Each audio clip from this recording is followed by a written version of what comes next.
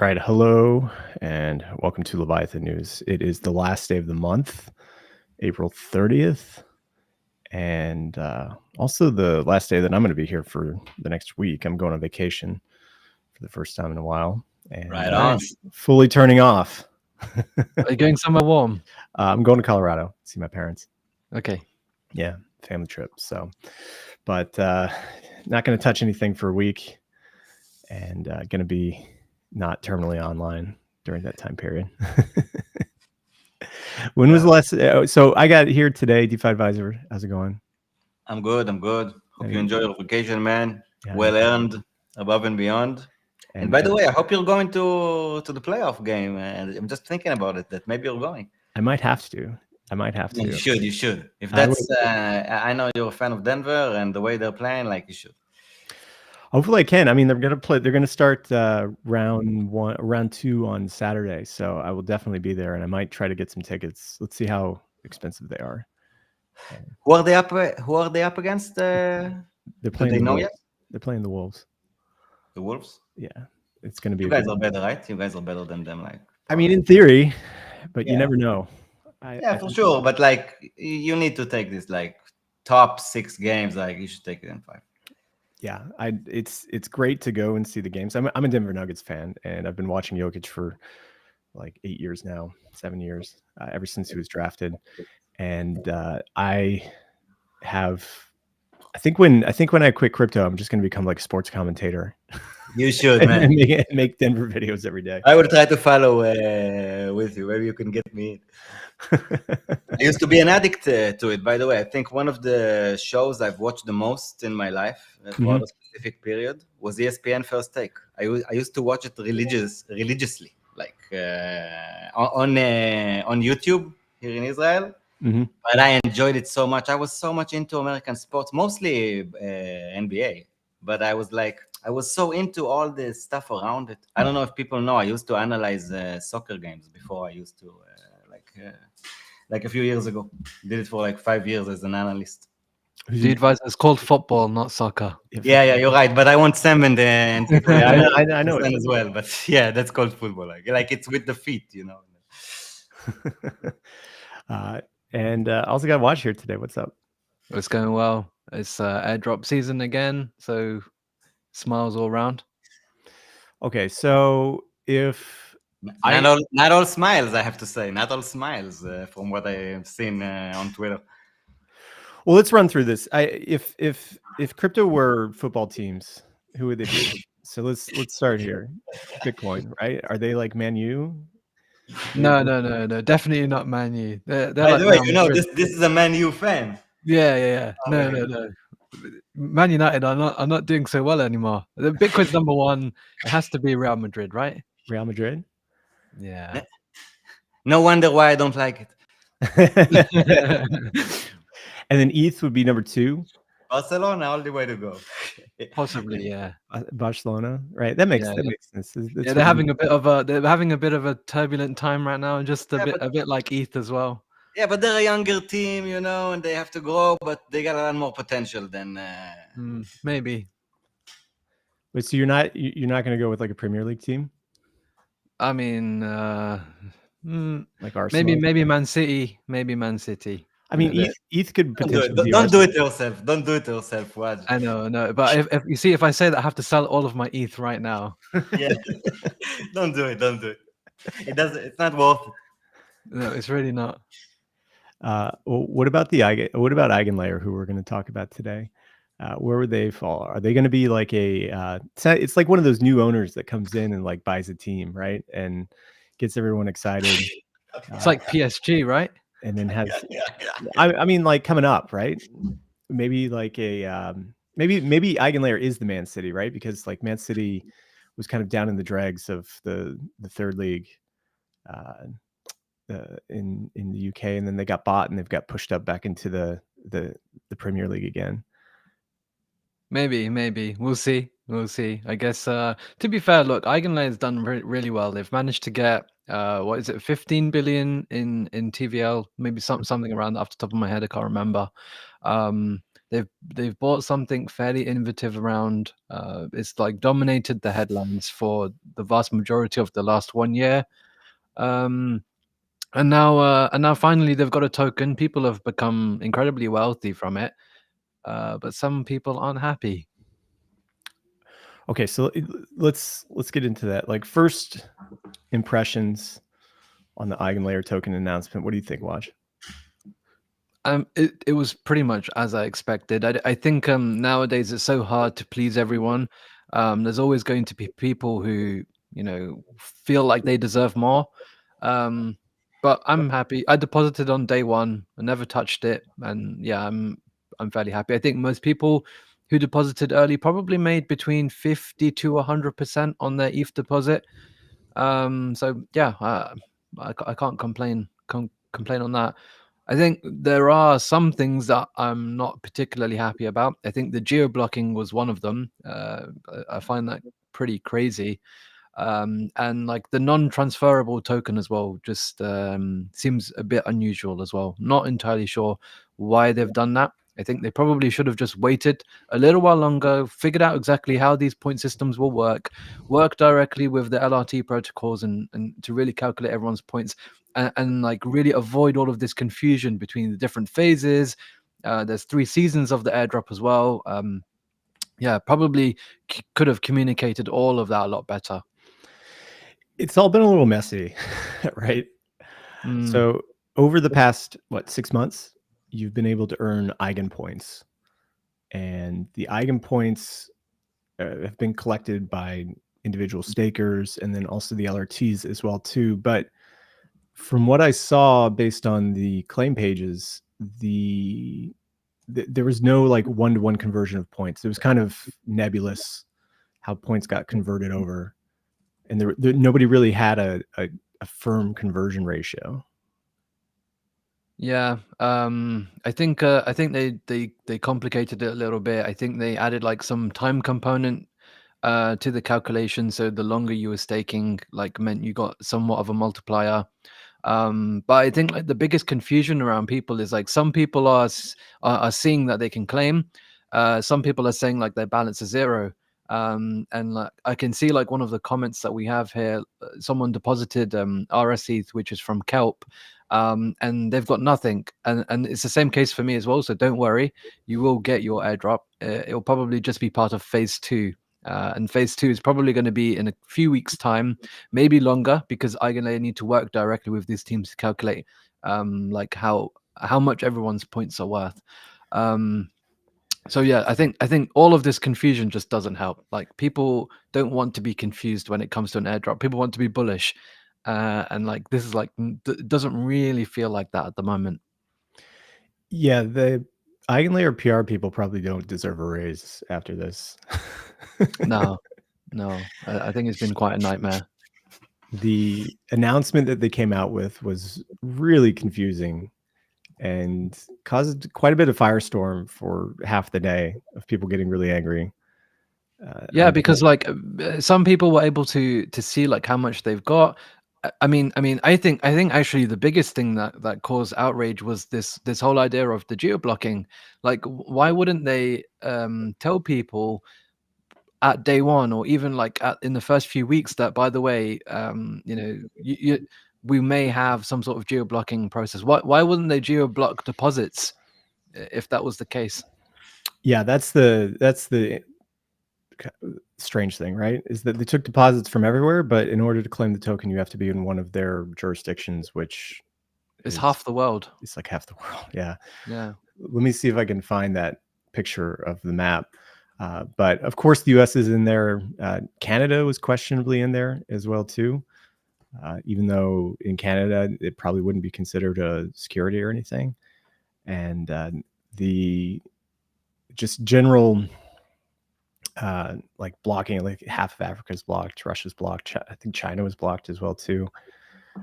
So Waj, you might be having to take the train, the high-speed train, over to France for a couple of days to make your claim. No, the UK is not included, so I should be all right. Oh, I thought the UK wasn't. Yeah, no, I was surprised. I was kind of surprised, but yeah, I think I should be all right. I think you know, everyone's going to start sending me their private key to like help them claim for them. I don't know if I'm that surprised from the geoblocks. I'm not surprised about the That's geoblocks. surprising. Like, No, I'm not. No, I think it's fairly normal nowadays. But I think yeah, exactly. I think they should have warned people at the time of deposit. Like, why would you not mention it then?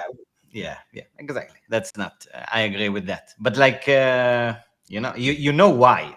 You know what I mean? But, Yeah. I think people.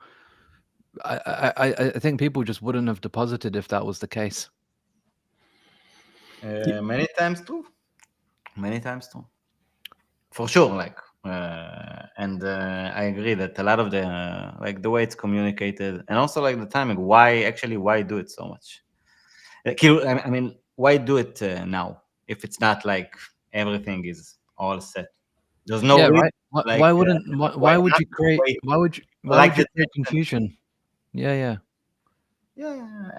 Also, like, you had all that hype going on anyway. Like, for example, for me personally, I haven't really participated because the whole point thing, like, it's overwhelming the way it started, and it was like all over the place. And also, you have to be like really liquid to play with a lot of these instruments and stuff.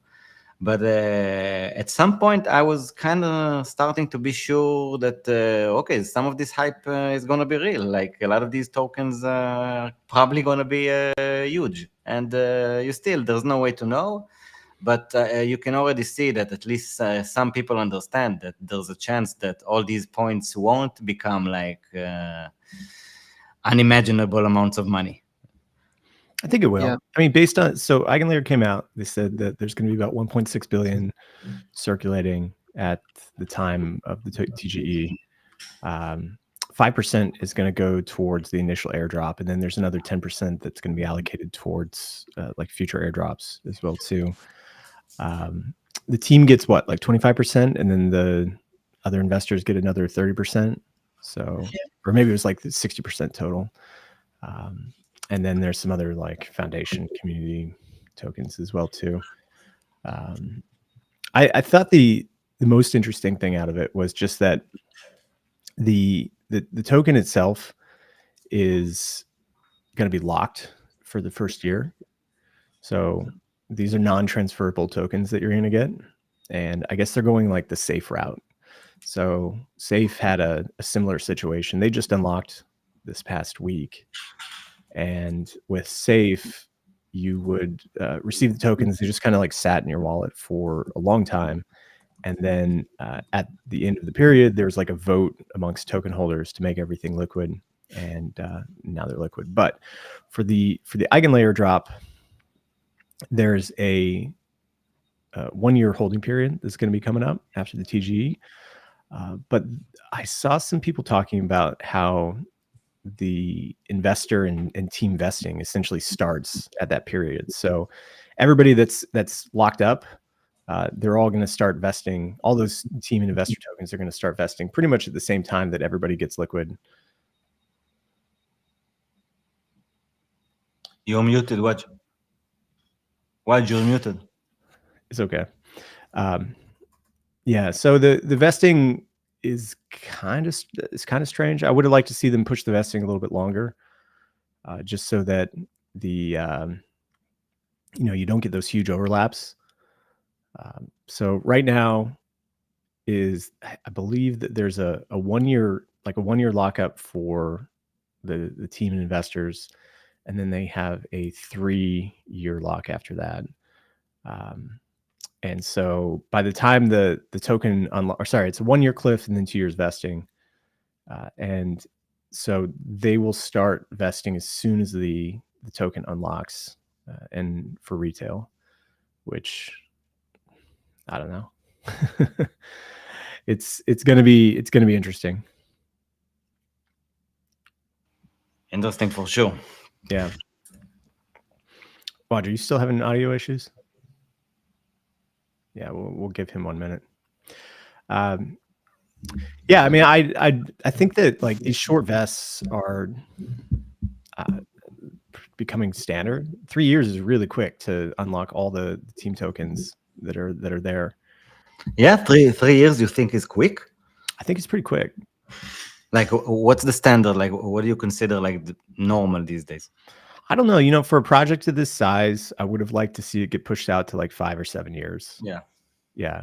On this caliber of a project, I can understand your point, because most of the projects that I'm following are probably like much on a much smaller scale, and I think usually there 3 years is kind of normal. But yeah, I agree with such a leading project that really aims so high. I can understand that. Yeah. And there was actually a article or an opinion piece that was published by A16Z. Did you read this the other day? About No, how I haven't. What's that? Can you show it on screen? I don't even know what you're referring.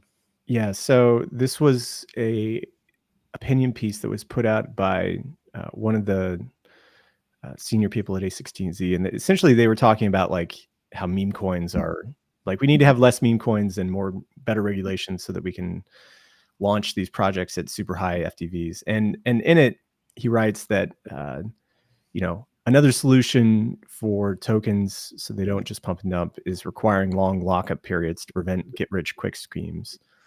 And this comes from A16Z. They're the largest investor in Eigenlayer, and they get a 1 month cliff and then a 2-year, I think a 2 or 3 year vest. By the way, I will say that like aren't A16Z usually considered quite like diamond hand style? Probably, but there's other people as well too in this. Yeah, and also like it never says like if the money is liquid, like they can do whatever. But I have to say that recently I started watching their podcast, like of Mark and Ben. Do you know that podcast of A16Z? No, I haven't seen that one. It's actually good. It's actually good. You should try it. Yeah. I recommend it. And but like to your specific point about the vesting stuff, like I agree. Yeah, like for investors like us, when we see like VC at a point of such a big advantage on us, it's hard to invest.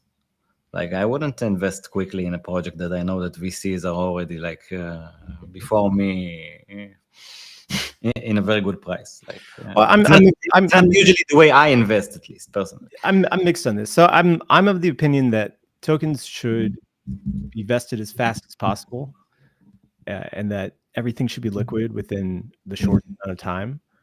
Or if you are going to go this like long-term vest, that it should be pushed out as long as possible.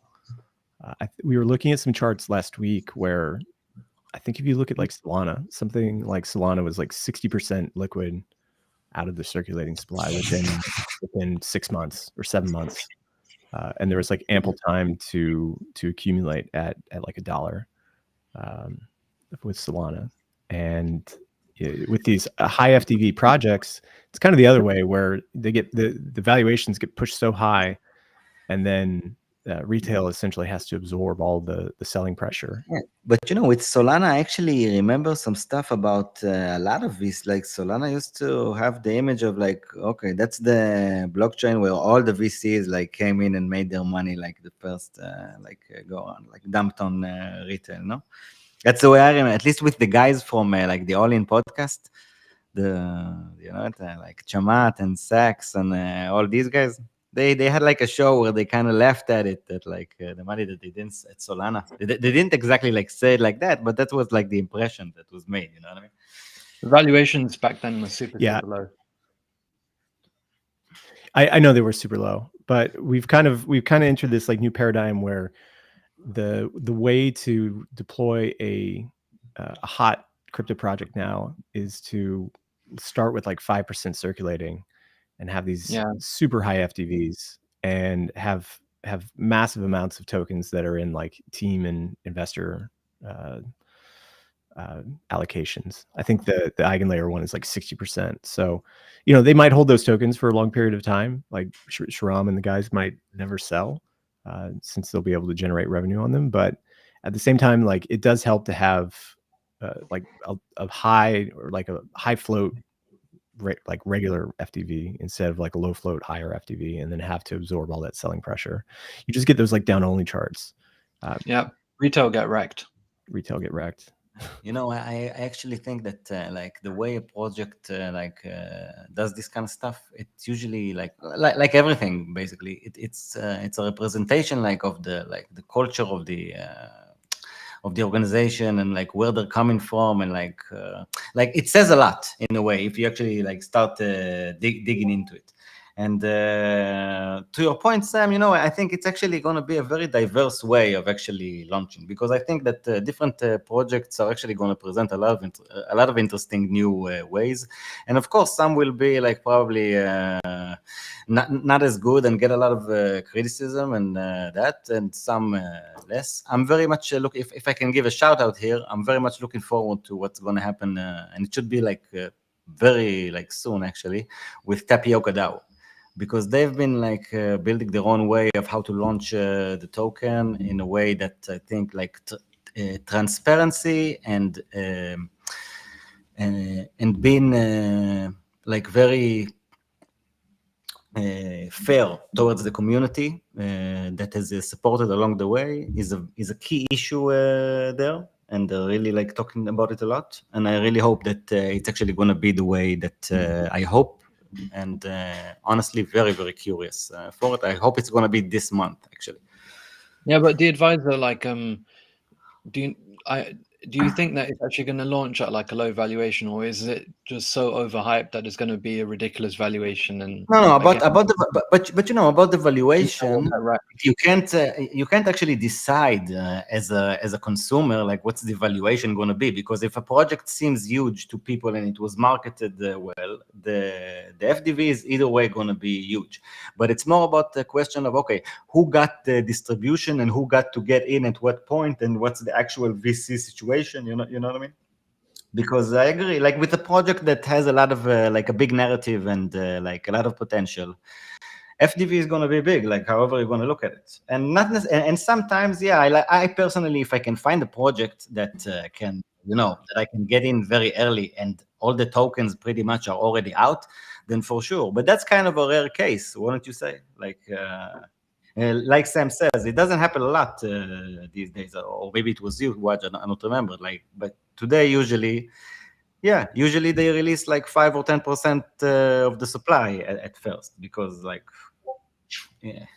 it's easier to it's easier to draw capital this way. So most people, most team, will choose this strategy. So I don't think it's necessarily. I think it's more about were you guys transparent enough and fair enough so that people could actually get in creative ways, especially small investors, because I think many of us, that's what we want. We just also want a chance to be included.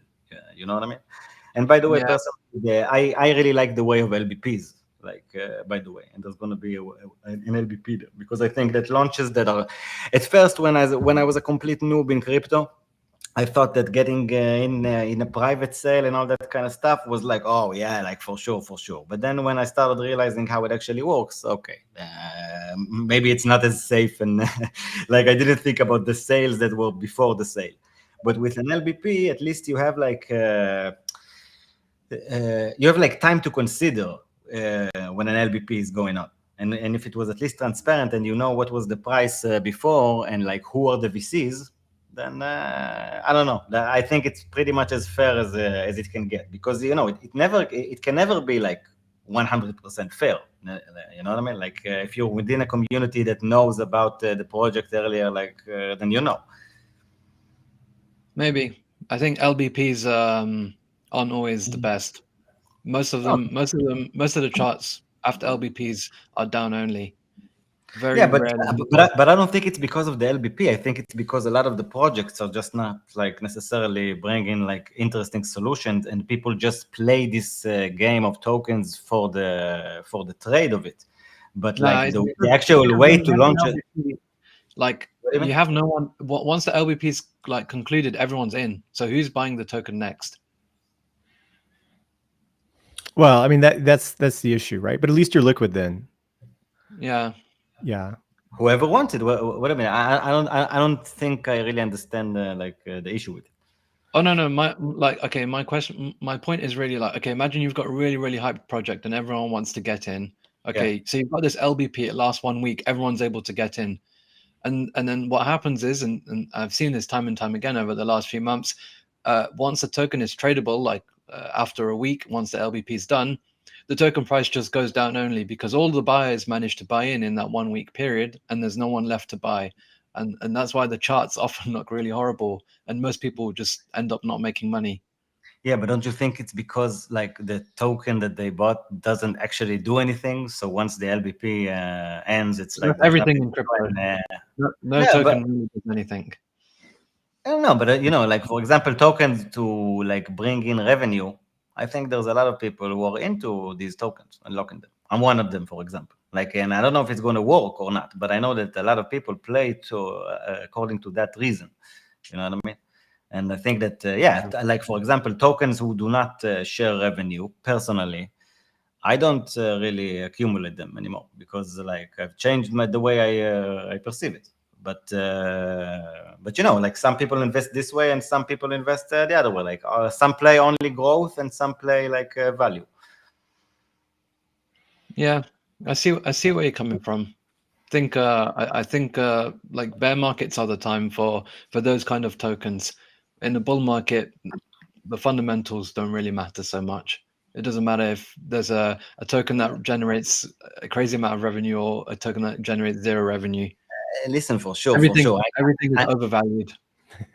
I get your point. Like, listen, for sure, and like the way to make like the biggest money is the way you describe. Like that's for sure. Like the biggest opportunities are on the growth side of things. But I think that also like in a way it's also a bigger risk. You know what I mean? So when you find a project that actually like when you start playing with it and you actually find the project, for me personally, it's Curve, but I don't think it's any secret. Okay. When I started like actually getting the fact, like realizing that, oh my God, like I actually get like new money entering because of my position there. And yeah, I'm like a tiny investor and these are very small amounts of money. But the fact that I'm just getting paid for having a position, to me, it's like it's insane. Okay.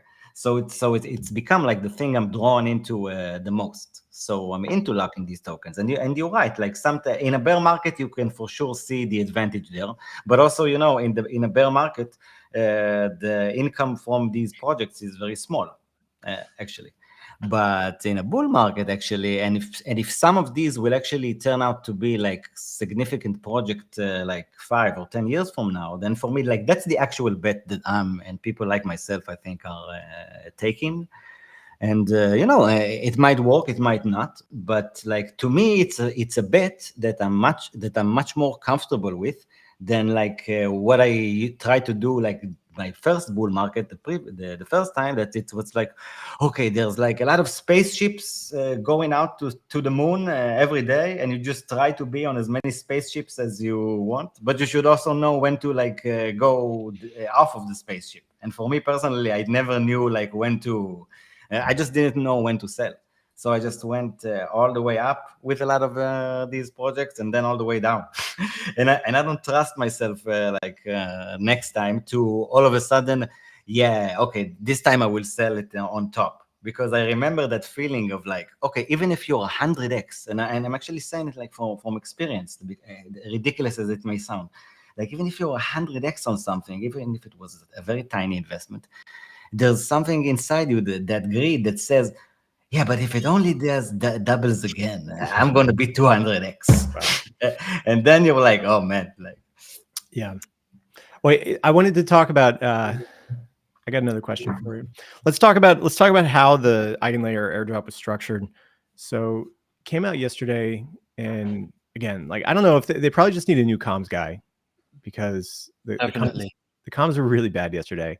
I don't know if we should crucify the guy himself too much, because I think he's part of a team, and I don't think it's that simple that it's just that. But yeah, I think that as an organization, they should have approached it differently, and especially in my position, is like the hype was going their way and their direction. Like if they didn't know that they have like a perfect way to do it, or as perfect as possible, why do it like quick? Why? No. I'm not knocking like the structure of what they did, because we'll get into this later on, but it looked like it's all fine. I'm just saying the way that they communicated it, you know, for a $20 billion valuation project, or maybe more, maybe $30 billion valuation, you would think that their head of comms could actually like write a doc, and that wasn't the case.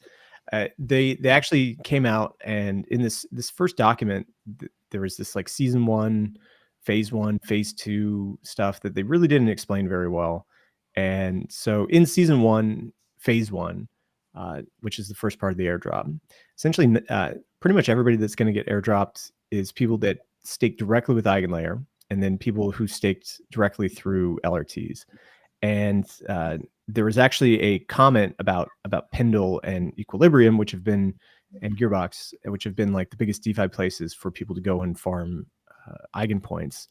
And they said that you may be eligible in phase 2. See more information below. And there wasn't really more information there. It was really confusing. So there was about, I would say, 4 to 6 hours of outrage. Like Shraman went on Bankless, and they had to turn off the comment section because people were being People were flooding it so badly. I know. Where did they block the comments? On Bankless yesterday, yeah. So they actually had to disable comments on the live stream that they had because the comments. Wow, seriously? Yeah. Wow, I didn't know that. I didn't see it live. Yeah. It actually like the comms actually fell to people that were like Windmoon here, who came out and yeah, a good tweet. By the way, he had a funny tweet later. You have to show it, Sam. Yeah, I'll get there. But he came out and essentially said they're just shit at writing docs, which I think is the core of the problem that they had yesterday. If they had a more competent comms guy that could clearly write, maybe they can fix this. This is fixable. But essentially, there's phase 1 and phase 2. Phase 1 goes out to those people that we talked about just before. Phase 2 is going to go to the DeFi platforms like Pendle and Renzo and everybody else. But again, they're non-transferable. But you know, if Windmoon understood it from whatever was written there, then it means that some people did understand it. So it's kind of like, I personally understand what he's saying here, but I don't think I would have chosen the same words to express an idea. Well, I mean, Windmoon is the queen of autists, so I don't. Yeah, he's amazing. Also, like one of the best accounts to follow, and one of the people most entrenched in the industry. And I really respect, by the way, the same you can see the community's response, and you can see the response for this tweet. Like, people agreed with him, like, no doubt about it. Okay, and he's showing that the stuff can be communicated better. But like, for example, I'm just saying that, okay, he did understand it. You know what I mean? Like, he didn't have like outside knowledge. Like, he doesn't know it from different knowledge than the others. Like, he's seen the same docs. So if he can understand it, so it's not necessarily this horrible, you know? Yeah. Which tweet were you talking about? Were you talking about this one, the airdrops? Yeah. I saw this one, so funny. Do you know what this about? Like, do you recognize it? Yeah. This is from Putin's interview with Tucker Carlson. Yeah, that's the way Putin starts reacting to the first question about the situation in Russia, with like telling the whole history of Russia. It's actually one of the most amazing interviews I've seen. Like, I really recommend people who are interested in watching it. But it was so funny with this comment by Windmoon, man. It was funny. Yeah. So Pendle did come out today, and they provided some more information just about, like, there's before 15th of March and then after 15th of March. And so people will get tokens. They'll be displayed at a later date, and everything's non-transferable. So there's no real difference between phase 1 and phase 2. And so the points will just get updated later on, and people shouldn't really worry about it. But it did have quite a big effect on the prices of these tokens. I know Gearbox is down like 25% today. Pendle went down around 25% too. Yeah. Pendle's down 18% today. It was down like 15% yesterday. Yeah. Why? Because people think that they're going to get less points now? Basically less money? Yeah, I think I think like one of the reasons why Pendle and Gearbox went up so much in the first place was because of the whole points meta. Yeah. And I guess I guess if people are kind of not keen on farming so much anymore, then like what's the point of like using these protocols? Like Pendle's growth to like 4 or 5 billion TVL, the majority of it is through LRTs. But I think my honest opinion is I think like in a short period of time, maybe it takes a week or maybe a few weeks, people will be back on it again, because you have to remember Eigenlayer has 2 more seasons. Another 10% of the supply will be airdropped, which at 30 billion is $3 billion worth of airdrops coming. So I think Look, I think the issue at hand is that the non-transferability of the tokens means that everybody's farming games just kind of get thrown into. Someone will make a liquid staked token for Eigenlayer, like Whales Market, right? Will have something that you can use. I feel like someone's going to make like a Lido but for Eigenlayer, and like it will just be like I don't know, like Eigen or like a L Eigen, so it would just be like your liquid Eigen token. Maybe. I don't know how they would work if they're non-transferable. Whales Market is probably the closest thing. But how long is it going to be? It's like how people have made liquid wrappers for like VE-CRV, right? And they trade at a slight discount, the liquid wrappers. Yeah, but CRV is liquid itself. VE-CRV. Yeah. So like the CRV can flow into the like convex contract first, and then it gets locked out. This is just the token's already locked, and you kind of have to. I don't know. Whales Market is probably the best place to go to. I mean, because you have to post up your own capital to then. Yeah. So it's not super efficient, but there is something that works. Athena Labs. Athena Labs came out, had this cheeky tweet saying the tokens are transferable. We love you.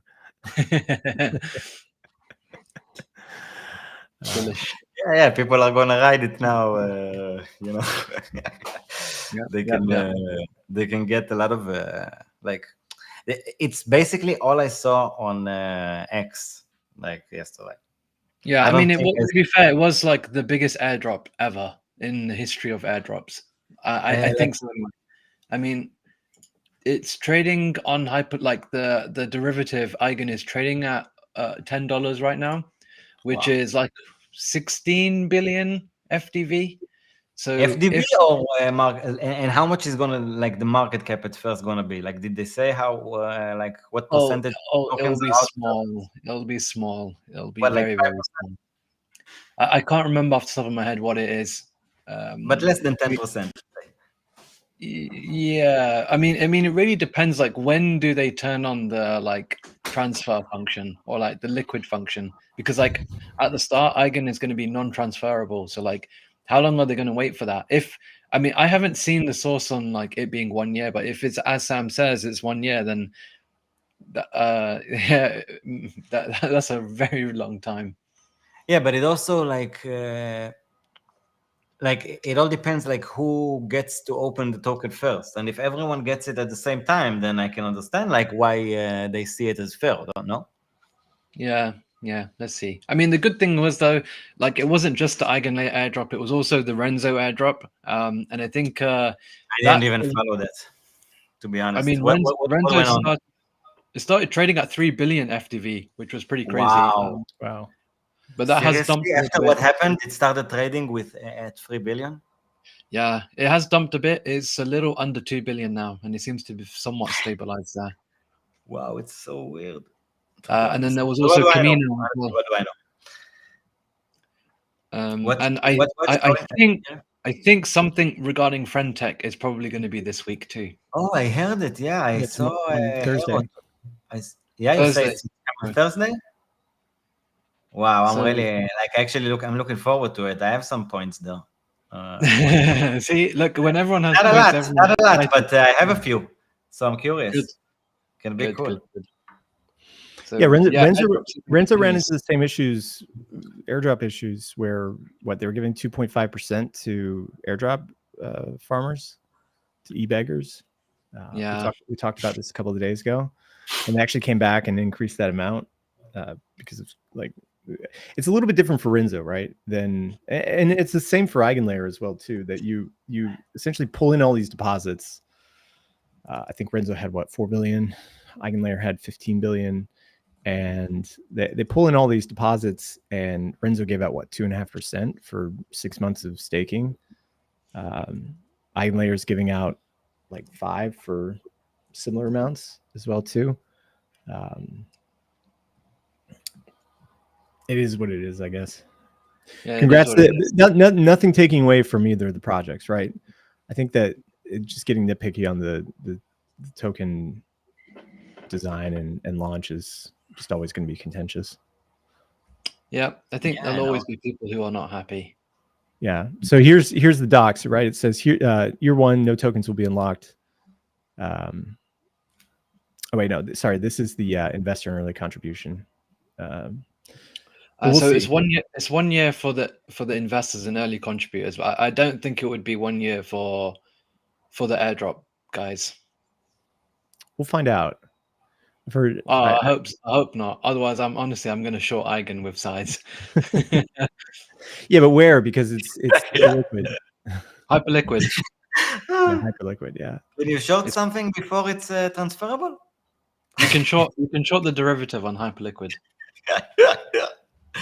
By the way, maybe I can think of no. I'm thinking of a place, but this place only has like 0-day expiries. Watch, I don't know if I can share. Oh yeah. Maybe soon. Who knows? Yeah, some trademark. But yeah, look, if Friendtech is on Thursday, as Pope says, I see he's written a comment. Pope was actually the guy who got me into Friendtech in the first week. So shout out to him. If Friendtech is on Thursday, 100% airdrop, man, that will be amazing. Is V2 already out? Because I was told that V2 is coming out like today or something like that. Yeah, maybe Thursday is V2. Maybe it's V2 and airdrop. Maybe it's just V2 and then airdrop comes later. I'm not too sure. By the way, maybe they saw some stuff that went down with the Eigenlayer stuff today, and decided to work on their communication a bit and stuff, and postpone the launch to Thursday. So I was told it's going to be today at first, nice. but not officially, of course. I think they postponed 2 days. Yeah. So taking a look at the Eigen token price on Hyperliquid, it's currently trading at about $10. I thought it would be closer to 20, but at what market cap what market cap does it mean? Like what you said earlier, 16 billion. 16 billion FDV. Yeah, I would have expected it to be way higher. That's a lot of money. Yeah, you think? That's so much, man. This is like the most innovative thing that's come to Ethereum other than at layer 2s, right? Yeah, but it doesn't even exist yet, man. So 50 billion, how much can it go without even being active? Or is it active and I'm not knowing No, it's active. There are lots of AVSs now that are being secured. I think Eigenlayer is pretty awesome. Yeah, it's an amazing concept.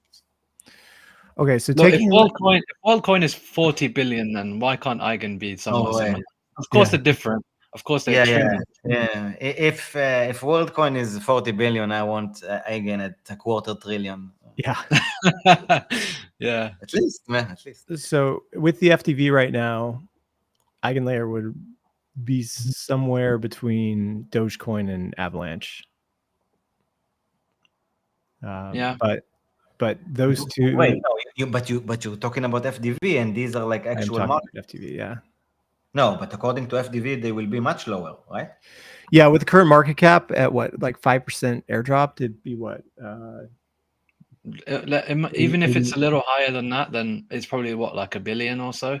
Yeah, it will be about $1 billion. Well, there's going to be it's 5% of 1.6 billion tokens, so it's around 80 million market cap circulating at launch. It's 16 billion. Not is 1. 16. Oh yeah. Sorry, 800 million. Yeah. Well, out of interest, where's rank? Yeah, in terms of market cap, what's rank? What's around $1 billion now? Wow. Yeah, this is low.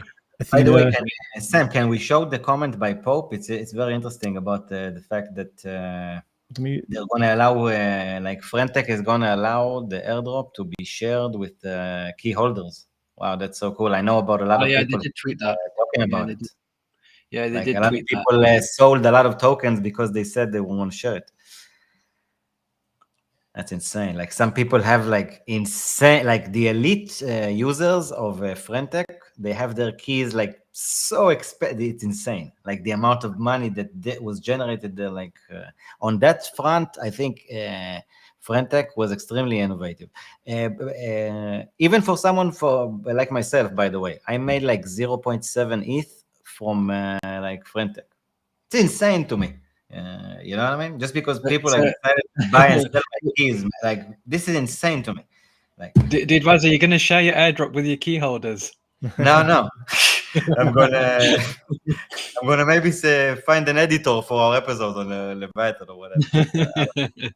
So friend is currently trading at $5 on Hyperliquid pre-market. So that's 500 million FTV. 500 million FTV. Yeah. FTV or real market cap? FTV. FTV. We don't know like what the second. I mean, if it's 100%, then Man, it might can be actually bigger. You know what? It can be 100 bigger. Yeah. If it's 100% airdrop, then yeah, it will be market cap as well. It can go to at least an FDV of $1 billion, I think, at least. How's your Frentech points, Waj? I think I have about 1,000. What a player! Look That's at nice. this. Pay rent for the month. What a player! What a player! Does Frentech come back after this? Maybe Depends if V2 is any good. Yeah, and also like I don't know, but for me personally, if there were like more stuff to do inside the dApp, then maybe. But like the current way it is, I don't know. To me, I'm not sure. Like Perp is laughing at me. He says I only have 1,000. thank God I didn't say my number. Thank God. I know Perp's got like 50,000 points. So yeah, he's going to be eating well. So feel free to come and celebrate your profits. Hopefully on the show whenever you get them. Feel free. Open invite. So here's the Dune dashboard of Frentech. We had the huge 30,000 points transaction volume that took place back in August, September, October. And since then, it really hasn't had any sort of resurgence. You can see when they announced the V2 airdrop here back in late March, early April, there was a little bump again, but volumes have not hit what they were before. Hey, if people get rich from this, then people will start using the app. Yeah, there's usually a correlation. Maybe the fees are high though, right? I mean, that's the thing about Frentech. What it's like 5% or 10% each way. I think that changes with the new bonding curve with V2. Oh, great! That'll be nice. Yeah. So yeah, let's see how that goes. I think it would be nice to look into Frentech on Thursday potentially. I actually think they have huge potential if they actually start like implementing more features. Like in my opinion, there can be a lot of interesting features that they personally now, because they've already like assembled the community on there. They can do so many cool stuff, and I'm really like curious on which direction they're going to take it. Because at least like the way it was on V1, it was very cool for the beginning, but I don't know if it can like last like for how long like people can just buy and sell keys of others and to talk to them. But there are already like so many people there that you can follow, and it's all about like transacting. The like social fi can get a very interesting interpretation with whatever they come up with. Yeah, for sure. So Renzo and Camino had their airdrops today. Eigenlayer announced yesterday.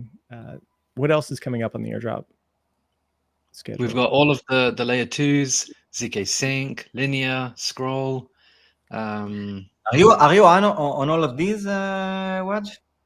I've farmed as much as I possibly could. What a savage! There's a lot of the bridges, Socket, D-Bridge, Bungee, Orbiter Finance. So there should be a bunch of them. There's lots of Deepin and AI stuff coming out. There's Grass AI, which has like 2 million users now, which should be massive. There's still quite a lot. There's still tons. I do think we are getting to a point of airdrop saturation or point saturation. I think people are getting tired of this. So I really do wonder, like, how many more airdrops that are going to come that are really going to be worth a lot. But let's see. Let's just go back to pool 2. Yeah. I think airdrops are coming. I think airdrops, actually, I thought about it yesterday. You know what? I think it's just gonna increase and increase for a long while now, because so many projects will just go that route, and so many new projects will launch. You know, like it's kind of inevitable in a way. Like, Well, Yeah, look at this. I'm just sending you a tweet from Blur Crypto. oh yeah, Orbiter, Bungie, D-Bridge, Jumper, Satori, Otis. No, Oh, just keep scrolling, keep scrolling. oh wow, this is a lot. oh my god! This is what we've got coming up.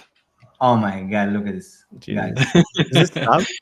And this is only projects that you know about these and exist already. You know what I mean? Some of these will be good. Some of these will be good. Azuro, Eclipse, Berachain. You know, oh my god, Berachain can be.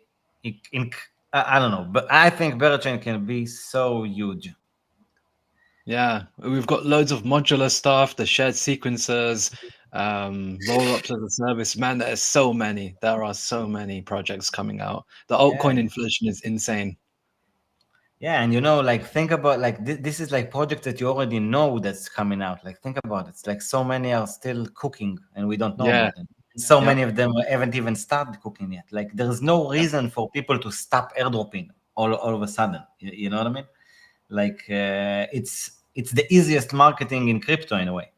Like, it's the option that changes the most from Web 2 to Web 3. You can all of a sudden, like, just give a gift to your users.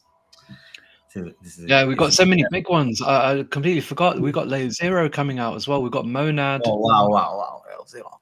Well, it was probably on that list of 1 million project that you just showed. Oh yeah.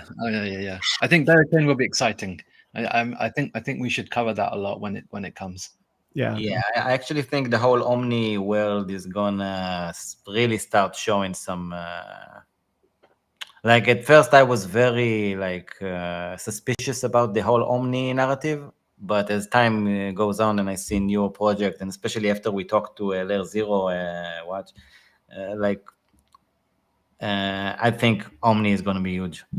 Like, it's for sure going to be difficult, and like, I'm not saying the road is going to be like smooth, but man, there is so much potential with what's going on there.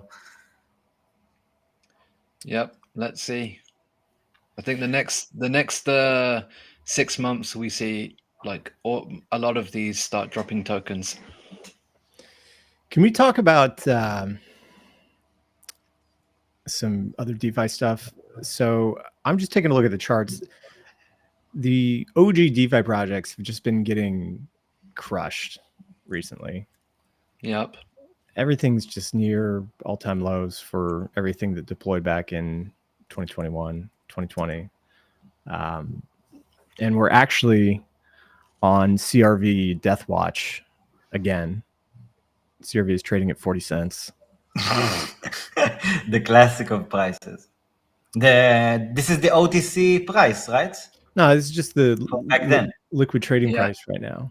But that was the deal back then when I don't know. That's right. Mitch sold some stuff at 0.4 back then. Well, I'm just wondering. I was just taking a look at FraxFax. So Mitch has a $15 million Frax loan that's 10% away from liquidation, and I think it's probably similar on other platforms as well too. Yeah, but you're telling me that you don't think that Mitch has the money to put into these loans? No, I don't want to. I don't believe that. I'm gonna take the Garrett route and say that Mitch has not really been liquidated ever in size, and that these things will get protected. But I take that route as well until proven otherwise. I think it's just been really surprising how crushed a lot of these their value now, right? Because they have most of their tokens out. They're kind of based on their revenue generation. You know, like comp is trading at $50, right? Which is very low for the past couple of years. Yeah, I haven't been following that. Really, $50. Yeah, man, I 50 remember it like how much was it when it was actually like high? What's the all-time high of comp for reference? Like with CRV, it's about $5, right? Comp went to $900 back in 2021. Wow. Yeah, From that was in like the you see things like CRV. I just don't expect to ever reach all-time high ever again. Yeah, but you know, with CRV, the whole point that it doesn't like actual holders though. of CRV. Why wouldn't it? Why No, wouldn't but for the holders, they're not really thinking about the price of CRV. They're thinking about the revenue generated per VE CRV. It's a different game because it keeps getting it doesn't make sense to play those games. It really I can understand that, really, Waj. I can understand it, especially if I were your age, by the way. Then for sure, I think like there's for sure like a mindset difference like there as well. Yeah, I don't like. I don't. If you want if you want cash flow or something, why wouldn't you just like a year ago just buy ETH and stake it in Eigenlayer or like put it in like some farm, put it in Pendle or somewhere? Because personally for me, because I see it as like less proven. You know, and by the way, that's for example why I didn't buy FXS, because FXS wasn't paying yet, and CRV was paying. Yeah. Well, I mean, the curve yields go up as the price goes down, but it's just the volatility has been all over the place. Here's the CVX chart for Convex. Yeah, CRV, yeah, the price. Yeah, if you're playing the price game, I don't think CRV is necessarily for you. Convex is trading almost at all-time lows here. Yeah, Convex with Convex in a way it's even more impressive, because Convex in a way is a bit more of a horizontal project, at least like officially, with like investments and positions in a lot of other positions. But yeah, I think it's this is a token that, if I remember correctly, was at least at $60, and it's currently around $2.50, right? Yeah, I don't think it'll ever get back to 60 either. Maybe. But you know, in a crypto, you can never bet. Like, you can never know, honestly. Yeah, of course. Crypto is so wild that who knows? Yeah. And then my bags, I'm gonna talk my bags. So Frac Shares is trading down near like $4, which again is like near all-time low, or not all-time lows, because that was like $1.50, but really has had no bid in a while. And it is just, I think it's just this like class of 2020, 2021 DeFi projects that maybe it's the narrative is crowded right now. Everybody's rotating between whatever the hot narrative is. Yeah, and also this is not like the current market participants. They're not the ones that are going to push the CRV price or whatever is going to do it like that high. Like, in my opinion, like the way I'm betting on things, I think that stuff is going to change for these tokens when like actual like big money from from the outside world is going to start flowing into crypto, because I think that they will enjoy a lot of that big money is new inflows outside world. It's just not flowing into stuff that isn't interesting or doesn't make that much revenue. Yeah, but to me, like what's going on now, it's not big money. Like right now, we're just seeing like the early. The only thing that we've seen, in my opinion, recently with big money was the ETFs. And only thing they're buying so far, in my opinion, is pretty much Bitcoin. But a few years from now, I'm not sure it's going to remain like the case. You know what I mean? And also, I think that for a project like Curve, for example, or Convex, I think there's a big correlation between the total market cap of crypto and the way they are performing, mostly on the amount of revenue that they are putting in. And again, I think for investors like myself, I think that's our biggest line of bet. I think crypto is too immature to be thinking about altcoins on a multi-year scale. Mm-hmm. I respect that, but I don't agree with it. By the way, I think that the moats and some of the giants are already like out there, and it's clear, and like dethroning and they have Lindy effects, and dethroning them is not going to be simple, in my opinion. I disagree. I think like in the next 6 months you could get something that completely replaces Curve, and then no one uses Curve ever again. Why would you say that? No, I just think like the advisor said, like some of these protocols have a moat, but I don't think they do. I think for like I can respect that, but Okay, no, unpack that a to bit me more. it's huge. Let's To do me it. it's huge. To me there are a few projects that have a huge moat. It's first of all ETH. Like I don't think that everything like anything even gets close to what ETH like ETH is like. I don't know how to say it in English, like statue or something like that. I'm not sure. Like ETH is the top dog, like no way around it. I think Chainlink is also in a position that it has a tremendous moat on a big part of the industry, and I think that Curve has that actually as well. On the way that like I see Curve as the only place to resiliently trade big dollars on chain. And until proven otherwise, I don't see anyone like actually touching them. Or like when the going gets rough, I mean, I'm not talking about okay, what's going on, when everything is cool and chill. I'm talking about when chaos happens. Curve proves itself time after time, and to me that was like the reason that I told myself, okay, this is real. This and Garrett, like to me, Garrett is like the smartest man in the space. So when I saw that Garrett thinks that Curve is good, to me, it's I started suspecting it as well. Watch. Explain your no mode. I just think like that. I think it's very easy for okay. Don't get me wrong. I like Curve too. I don't like the Curve token, but I do like Curve the protocol, and it's something I use as well myself.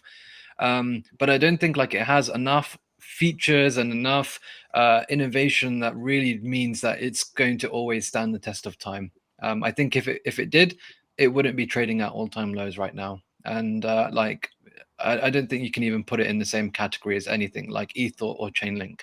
I think that's I disagree with that.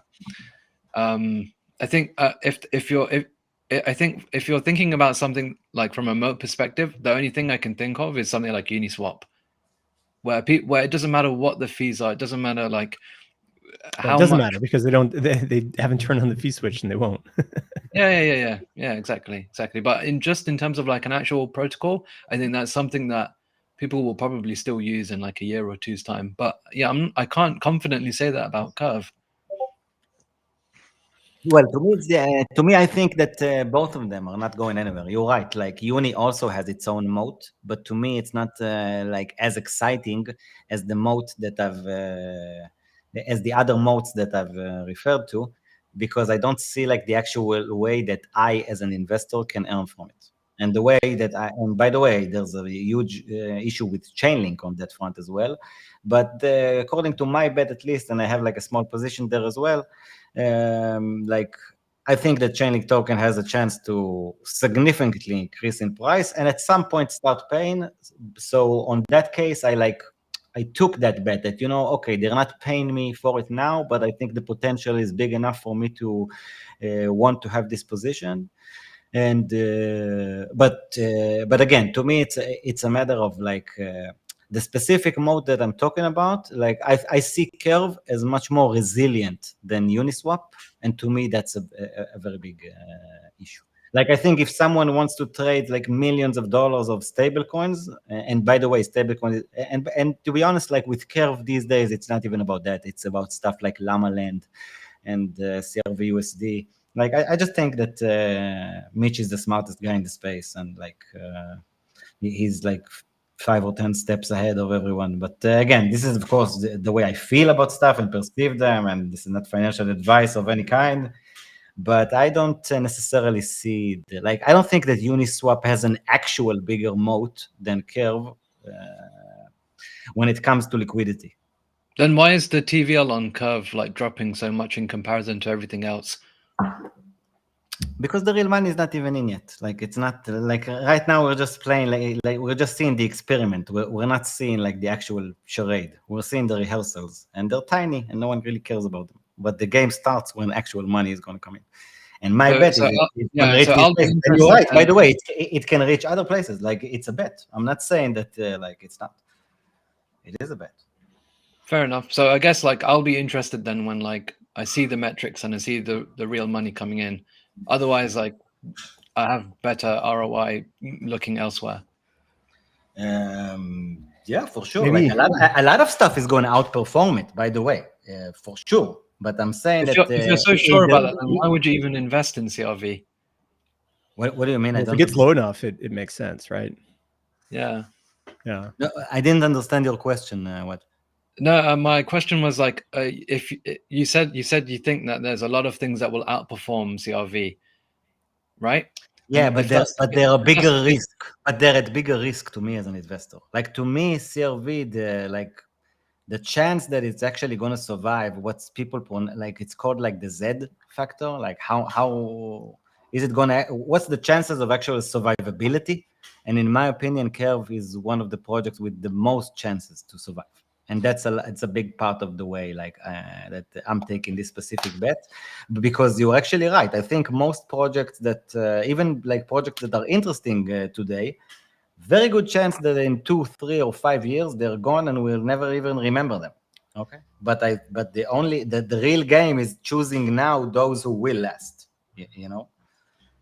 I think when it comes to investing in this space, it's usually around 2 or 3% of the project is based on its fundamentals, and like 95 or 97% is based on its pumpamentals. Yeah, but this is like in That's the the only short thing I run care and about. in the more trading side of things. You know what I mean? Like I think, for example, that you have a much more of a trader's mindset, and you're probably better at it as well. Meaning you know when to enter and sell a position. And me, about myself, I feel that I'm not a good trader. Okay, I don't know when to sell the position. So I tried when I invest to avoid trading as much as possible and really search for like positions that I personally see as long positions. And at some point, you just underperform massively. Like just look at the ETH CRV. Why not just buy ETH and just hold ETH and that's it? You shouldn't even buy ETH. You should be buying Bitcoin. Yeah, or just Bitcoin, or just Bitcoin and ETH. Why even bother with altcoins? No way. No way, because they don't pay me. Like with CRV, they pay me, man. They ETH pay pays me you to have my tiny position. They pay me tiny amounts of money, and I'm so thrilled about it. Like ETH actually pays you paying well. me for holding it. No, it doesn't pay. What you mean with staking and stuff like that?